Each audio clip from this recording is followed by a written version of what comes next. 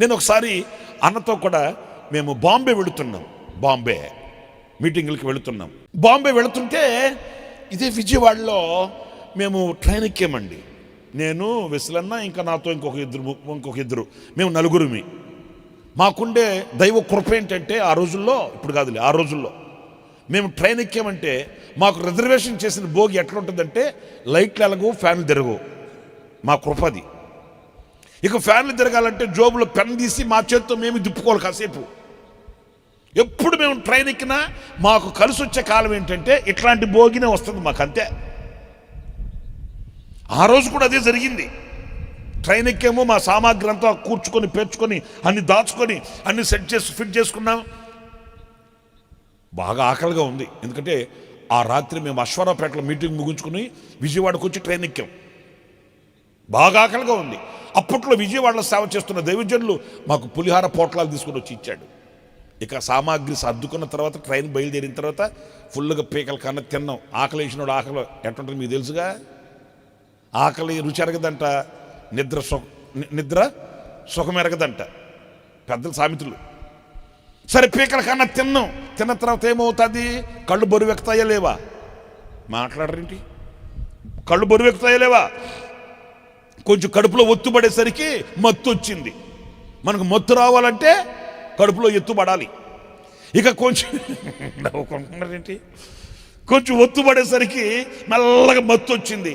పడుకుందామని మేము మాట్లాడుకున్నాం. నువ్వెక్కడ పడుకుంటావు అని అంటే, ఎందుకంటే మాకు రెండు వచ్చి, ఒకటి మిడిల్ బెర్త్ నాకు బాగా గుర్తు, ఒకటి అప్పర్ బెర్త్, ఇంకో 2 సైడ్ బెర్త్లు వచ్చాయి. అప్పుడు విసలన్న నన్ను అడిగాడు, నువ్వెక్కడ పడుకుంటావు అని అడిగాడు నన్ను. నాకు చిన్నప్పటి నుంచి ఒక డౌట్ ఉంది. ఏంటంటే ట్రైన్ ఎక్కితే నిద్ర పట్టదు. ఎందుకు పట్టదు అంటారా? నాకు డౌట్, నేను ఎక్కిన భోగి ఊడిపోద్దేమో. ఒకవేళ నేను ఎక్కిన భోగి ఊడిపోతే, ఆ లింక్ తెగిపోతే ఏమైపోద్ది? అందుకని నాకు ట్రైన్ ఎక్కానంటే అది దబ్ దబ్ దబ్ దబ్ దబ్ దబ్ దబ్ దబ్ అంటుంటుందా, గుండె కూడా లబ్దిబ్ లబ్దిబ్ లబ్దిబ్ లబ్దిబ్ అని కొట్టుకుంటుంటుంది. అంచేత నేను అన్నాను, నేను పైన అప్పర్ బెర్త్లోకి నేను ఎక్కను, నేను మిడిల్ బెర్త్లో పడుకుంటానన్నా. ఎందుకంటే గబక్కరు ఊడిపోతే త్వరగా దిగేయచ్చు కదా, ఎవడి స్వార్థం వాడిది అని నేను అన్నాను. ఆ మిడిల్ బెర్త్లో పడుకుంటానన్నా అన్నాను. అసలు పడుకో అన్నాడు. ఆయన అప్పర్ బెర్త్కి వెళ్ళిపోయాడు. ఇంకా మాతో ఇద్దరు వచ్చారు.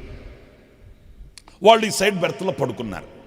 మీకు ఎందుకు ఈ చరిత్ర చెబుతున్నానంటే అలెగ్జాండర్ చరిత్ర చెప్పినట్టు చెబుతున్నాను. చూడండి ఎందుకు చెబుతున్నానంటే, ఎప్పుడు పడుకున్నామా, ఇక బాగా అలసిపోయి ఉన్నాం, రాత్రంతా మీటింగ్ చేసి వచ్చాం కదా, ఇక తిన్నాం కదా, ఇక మన బాడీ మన స్వాధీనంలో ఉంటుందేంటి, ఇక మెల్లగా నిద్ర పడుతుంది. ఆ కింద లోయర్ బర్త్లో కూర్చొని ఉన్న వాళ్ళల్లో ఒక పాప, ఈ మార్వాడీస్ అంటే బాంబే వెళ్తున్నారు వాళ్ళంతా, ఆ భోగి అంతా వాళ్లే కేసర బాసర అని మాట్లాడుకుంటూ, మనకేం తెలిసి భాష రాకపోయా తురకం బరకం తొడికేసిన నరకం. ఏదైనా అర్థమైతే 4 మాట్లాడిన వినొచ్చు. అవి అర్థమై సావకపోయా వాళ్ళు గోలగా మాట్లాడుకుంటున్నారు. సరేలే వాళ్ళ గోళాలది, మన బాధ మంది అనుకుని పడుకుంటే, ఆ లోయర్ బర్త్లో కూర్చొని ఉన్న వాళ్ళలో ఒక పాప, బుడ్డది, ఎర్రది, పొట్టిది, ఇక ఆ కిటికీ దగ్గర లేచి ఏడుపుకి ఎత్తుకుందండి. గయ్యని. అమ్మా ఆ పిల్ల గొంతు కాదురా నాయన, ఈ మైకు గొట్టాలు ఉన్నట్టున్నాయి. అది ఏం చేసింది, ఏడుస్తూ తల పైకెత్తి సైలెన్సర్ మా వైపు తిప్పినట్టు ఇక గై అని ఏడుస్తుంది. ఇంకా అంతలో గోళ్ళ ఎట్లా నిద్ర వస్తుందండి. సరే నేను వెసులన్న తప్పదు కదండి, మనం ఏం చేస్తాం, మన ఇల్లు ఏంటి, 10 మందితో కూర్చుండేది, 10 మందితో కలిసి ఉండేది, 10 మందితో కలిసి ప్రయాణం చేసేది, అడ్జస్ట్మెంట్స్ ఉండాలి కదా. మనం దిగదీసి కూర్చుంటే కుదురుతుంది ఏంటి? ఏమన్నా ఇప్పుడు చర్చిలో అనుకోండి, మందిరంలో అనుకోండి, కొంతమంది వెనకొచ్చినా కూడా తొక్కుకొని వస్తుంటారు, రిజర్వేషన్ సీట్కి వచ్చినట్టు. సరే సంఘం కదా, తప్పదు, మరి ఏం చేస్తాం. అరే ఆలస్యంగా వచ్చామో ఎక్కడో దగ్గర కూర్చొని దేవుడి వాక్యం విందాం అనుకోరండి. ఏమి నేను ముందుకెందుకు వెళ్ళకూడదంట, నేను ఎప్పుడోడిని అడిగితే పేలిపోద్దే అన్నట్టు వస్తుంటారు కొంతమంది. అనరు కానీ అన్నట్టు వస్తుంటారు. అట్లాంటి వాళ్ళు మేము కూడా ఏం అనలేము, ఏం చేయలేము. ఎందుకంటే సంఘం కదా, సహవాసం కదా, ప్రేమ కదా, సహోదరులు కదా.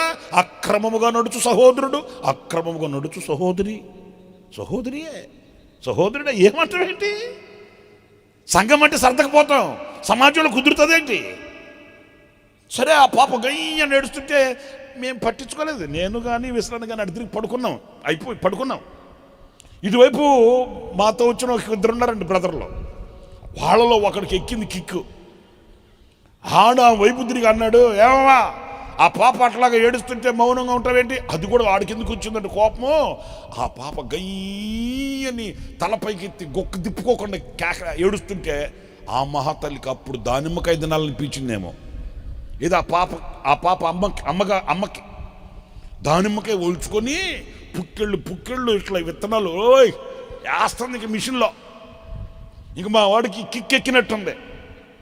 ఆ పాప అంత గోల్ చేస్తుంటే పట్టించుకోవట్లేదని ఆమెను అడిగాడు, ఏమమ్మా ఆ పాప అట్లా కేకలేస్తుంటే అట్లాగా ఏడుస్తుంటే గొంతు అరిపెట్టే ఏడుస్తుంటే పట్టించుకోవేంటే అంటే ఆమెకి తిక్కరేగినట్టుంది. ఆయన అతని వైపు తిరిగానింది, అంత కష్టం అయితే దిగొచ్చి ఎత్తుక అయ్యా అనింది. ఇక అంతే దుప్పటి కప్పినోడు షోలాపూర్ వచ్చినా కూడా దిగట్లే. మేమే అన్నాం, ఒరే టీ తాగదా కాఫీ తాగదా దిగరా. నేను రానులే అంటున్నాడు, ఎందుకంటే దిగితే అప్పలు ఎత్తుకోవాలనుకున్నాడేమో. చూసారండి, ఇప్పుడు ఈ మాట మీకు ఎందుకు చెప్పానో తెలుసా? కన్న తల్లే, కానీ ఆ బిడ్డ గొంతు ఆరిపోయేటట్లు ఏడుస్తున్నా ఆ బిడ్డకున్న బాధ ఏంటో పట్టించుకొని తల్లండి. నేను తల్లిని ఏదో కించపరుస్తున్నాను అనుకోవద్దు, తల్లిని నేను శంకిస్తున్నాను అని అనుకోవద్దు, చిన్న చూపు చూస్తున్నాను అని అనుకోవద్దు. నేను చెప్పేది ఒకటే, ఏ మనసుకైనా మరొక మనిషి మనసు బరువే.